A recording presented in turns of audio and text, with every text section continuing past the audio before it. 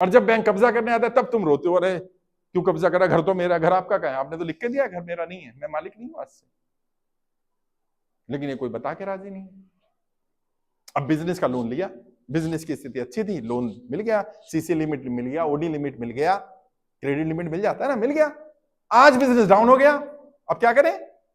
अब रूल कहता है कि आप बैंक में जाइए और बैंक को अपनी स्थिति के बारे में बताइए कि आज मेरी स्थिति ठीक नहीं है। अब बैंक क्या करेगा? बैंक आपके लोन को रीस्ट्रक्चर कर सकता है। रीस्ट्रक्चर में क्या होता है? आपकी जो हफ्ता है, ईएमआई है, उसको कम कर सकता है। आप बोलो भाई मेरा व्यापार है, सुन लो, पहले मैं अपनी बात रख दूं, फिर कैसे हैंडल करना वो भी बता दूंगा। आपने गए बैंक में, भी मेरा व्यापार था, मेरा व्यापार चलता था, मेरी किस्त जाती थी 50,000 की, मैं आराम से देता था। आज मेरा व्यापार 10% है, तो मैं किस्त कितनी दे पाऊंगा? 5,000, 10,000 रुपए। आप मेरा लोन रीस्ट्रक्चर करो। आपको बैंक क्यों नहीं करता, और आप कैसे बात करते हो? आप ओरली बात करते हो। बैंक से कोई ओरल बात नहीं करनी, जो भी करना लिख कर करना, और लेटर में लिखना आरबीआई की गाइडलाइंस कहती है 2 बार मैं अपना लोन रीस्ट्रक्चर करा सकता हूं। आरबीआई की गाइडलाइंस के हिसाब से रीस्ट्रक्चर करिए, अगर नहीं कर रहे हैं तो रिटर्न में जवाब दे दीजिए। नौकरी चली जाएगी उसकी अगर वो रिटर्न में कह दे मैं नहीं कर रहा आरबीआई की गाइडलाइंस। अभी बताया ना, सुभाष चंद्रा का लोन था, कितना लोन था भाई? 48,000 करोड़, 48,000 करोड़। उसने रीस्ट्रक्चर करवाया, मेरी स्थिति खराब है, प्रॉपर्टी भी गिरवी थी सारी। पता है बैंक ने क्या किया? 37,000 करोड़ माफ कर दिया उसमें से। और रीस्ट्रक्चर में क्या किया? 11,000 करोड़ रुपए देने हैं थोड़े थोड़े करके। और कंपनी की जो प्रॉपर्टियां रखी थी, जो कंपनियां रखी थी, वो भी छोड़ दी। कोई नियम होगा तभी तो छोड़ा होगा। तो जिस नियम से उसका कर दिया, उसी नियम से हमारा वाला भी कर दो। प्रॉब्लम क्या है? हमें नियम ही नहीं पता। और कहां है? आपने जो पेपर साइन किए उसमें टर्म्स एंड कंडीशन देखोगे ना, क्रेडिट कार्ड भी लेते हैं तो 100-200 टर्म्स एंड कंडीशन, इतनी बारीक आप पढ़ ही नहीं सकते, इतनी बारीक। और अगर पढ़ लिया तो आप लोगे नहीं। गारंटर का मतलब नहीं पता लोगों को। गारंटर का मतलब पता क्या है? अगर मैं इनका गारंटर हूं और ये लोन नहीं देते तो मैं क्या कह रहा हूं? सारी जिम्मेदारी मेरी, सारी किस्तें मैं दूंगा। कई फंसे हुए हैं गारंटर बेचारे, अब आके रोते मेरे पास, साहब मैंने ना बस ये फोन आया था, उसने कहा बोल दियो जानता है, मैंने बोल दिया मैं जानता हूं, उसने एक पेपर पे साइन कराया, मैंने कर दिए, अब वो कह रहे तेरी प्रॉपर्टी जाएगी क्योंकि तूने गारंटी ली है। लोग कहते चली जाएगी, चली जाएगी भाई, कानून ऐसा है। ये गारंटर एक्ट पढ़ो ना, क्या कहता है गारंटर एक्ट। हमें किताबों में वो जो चीजें जीवन में काम आनी वो तो पढ़ाई नहीं जा रही है, वो पढ़ाया जा रहा है जो साइन थीटा कॉस थीटा। कितनी बार व्यापार में यूज करा है साइन थीटा, जरा बताना। लेकिन सरफेस एक्ट नहीं पढ़ाया क्योंकि ये यूज होना था ना। ट्रिग्नोमेट्री पढ़ाते रहे हैं, पाइथागोरस थ्योरम पढ़िए ना, पाइथागोरस थ्योरम काम आई जीवन में। मनी मैनेजमेंट आता वो नहीं सिखाया। तो क्या करो, इन्हें गुलाम बनाओ। ये गुलाम बनाने का प्रोजेक्ट चल रहा है पूरा पूरा। आम लोगों की प्रॉपर्टी बैंक को दो, बैंक जब्ती कर ले और किसको बेच दे? अमीरों को बेच दे। आम इंसान को गरीब बनाओ। 2 ही कैटेगरी रह जाएंगी, एक अमीर रह जाएंगे और एक गरीब रह जाएंगे। ये जो हम और आप मिडिल क्लासेस को समाप्त करने की प्लानिंग है, सिस्टमैटिक प्लानिंग है। और मैं बता रहा हूं जिस दिन राज खुलेगा ना, सबसे बड़ा राज पता है क्या खुलेगा?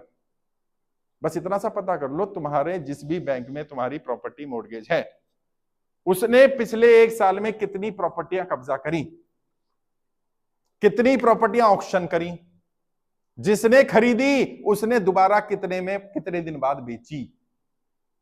अब यहां से एक चेन निकल के आएगी कि जो प्रॉपर्टी खरीदी गई, बैंक ने जब्ती करी, उसने जब नीलाम करी, वो कुछ खास लोगों, खास कंपनियों ने खरीदी, सस्ते में खरीदी। 50 लाख की प्रॉपर्टी 15 लाख 20 लाख में खरीदी, 6 महीने बाद ही वो प्रॉपर्टी 60 लाख में 55 लाख में बेच दी गई। बैंक को क्यों नहीं ग्राहक मिला वो 50 लाख वाला जो इसको मिल गया? यानी कुछ दाल में काला है। और किसी बैंक का पता कर लेना। और कैसी चाल चली जा रही है? तुम्हें क्या कहा जा रहा है? तुम्हें कहा जा रहा है हर सर पे छत होनी चाहिए, है ना, घर तो होना ही चाहिए। और बैंक क्या कर रहा है पता है? बैंक की कोई भी ब्रांच अपनी खरीदी हुई नहीं, सारी किराए पर है। और सारी प्राइम लोकेशन है, उनका किराया भी महंगा जाता है, 2-2 लाख 3-3 लाख रुपए। अगर हमें तो कहा जाता है जितना किराया दोगे उतने की किस्त बनवा के घर अपना कर लो। अबे गधे, तू जो सलाह मुझे दे रहा है वो खुद क्यों नहीं कर रहा? क्योंकि वो समझदार है, वो पता है फंसने वाला धंधा है, इसमें नहीं घुसने का।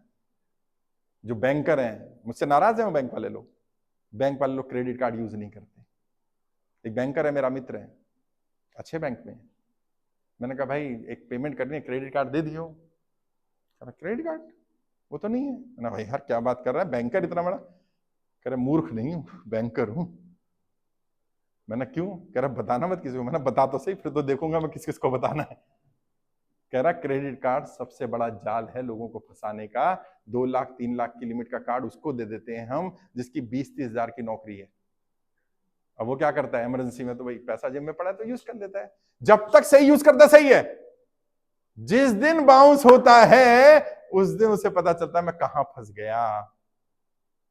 30% 40% का इंटरेस्ट साहब कभी भर ही नहीं पाएगा, ये तो मर जाएगा। और एक एक छोड़िए, 2-2 5-5 10-10 क्रेडिट कार्ड लेके घूम रहे हैं। मेरे पास नहीं है, फाड़ दिया। मैंने कहा नहीं, ये तो फंसाने वाला काम कर रहे हैं। और मैं ये सब क्यों कर पाया, और क्यों मैं तुम्हें कर्जे की दलदल से निकाल पा रहा हूं, क्यों तुम्हारा दर्द समझ पा रहा हूं? क्योंकि मैं कभी कर्जे में था यार। मुझे मालूम है वो दर्द क्या होता है। जो अच्छा इंसान हो और घर पे कोई मांगने वाला आ जाए, देने की नियत है, पैसा नहीं है, कैसा महसूस होता है मैं वो दर्द जानता हूं कि कहा भी ना जाए और सहा भी ना जाए। किससे कहें जाकर? कौन सुनेगा? कौन मानेगा कि मेरी गलती नहीं है? तो मैंने तय किया, जब मैं उस कर्जे की दलदल से बाहर निकला, मैंने तय किया मैं इस कर्जे की दलदल से जनता को बाहर निकालूंगा। मेरी ट्रेनिंग मैंने तैयार की, कर्जे से बाहर निकलने के 20 तरीके। वो ट्रेनिंग पेड होती थी, व्यापारी को देता था, फीस होती थी 5,000 रुपए, फ्री कर दी। और उससे लाभ ये हुआ कि लगभग 20 लाख लोगों ने ट्रेनिंग अटेंड की। और इस सरकार ने, तानाशाही सरकार ने क्या करा, वो यूट्यूब चैनल ही बंद कर दिया। क्यों सिखा रहा है तू इनको कर्जे से बाहर निकलना? अरे तुम्हारा पैसा नहीं ले रहा यार, मैं उस व्यक्ति को गाइड कर रहा हूं, बेटा फंसना मत, फंस गया तो ऐसे ऐसे निकल जाओ, मैं भी ऐसे निकला हूं। नहीं, तुम नहीं सिखा सकते, बताओ। ये आजादी, ये डेमोक्रेसी है, ये तानाशाही है। और मैंने रामला मैदान से, आप में से कोई पता नहीं रामला मैदान आया कि नहीं आया? कितनी संख्या थी, कितने लोग थे वहां पर भाई? 2.5 लाख लोग थे साहब, पैर रखने की जगह नहीं थी वहां।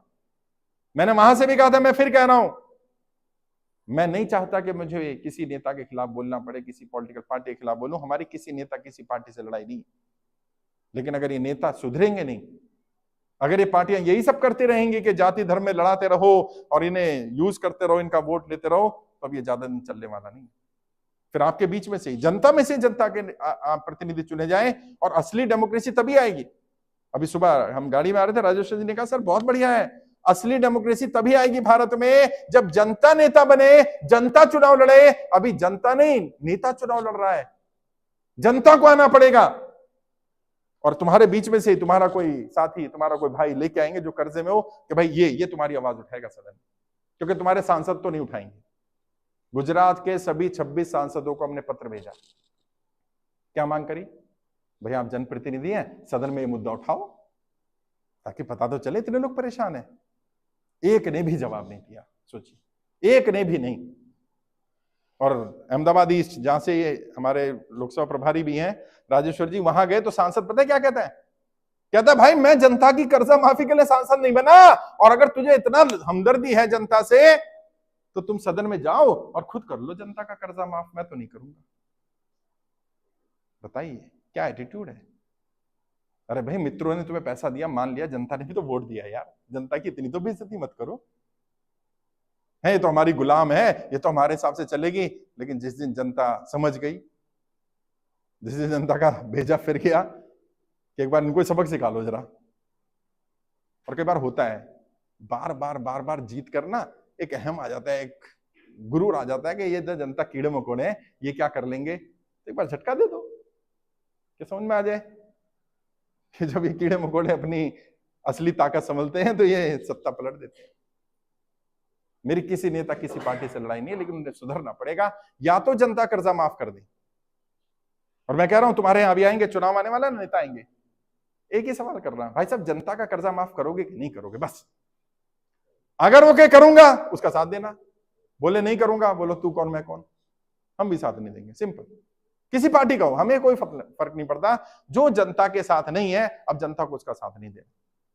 देश की जनता मरती रहे, व्यापारी मरते रहे और मैं चुपचाप बैठा रहूं, ये नहीं होने वाला भाई। हम तो काम करेंगे, कर रहे हैं, लगातार काम कर रहे हैं, लोगों को अवेयर कर रहे हैं।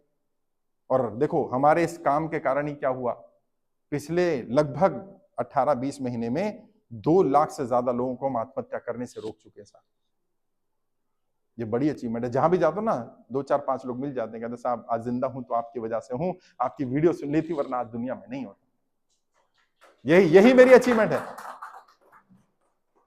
और मैं आपसे भी कह रहा हूं, देखो मैं आज यहां आ गया वडोदरा में, मैं तुम्हारे घर तुम्हारे मोहल्ले में तो नहीं आ सकता, तुम जा सकते हो। बस इतना सा काम कर लो, तय कर लो मेरे मोहल्ले में कोई व्यक्ति कर्जे के कारण आत्महत्या नहीं करेगा। बस इतना तय कर लो।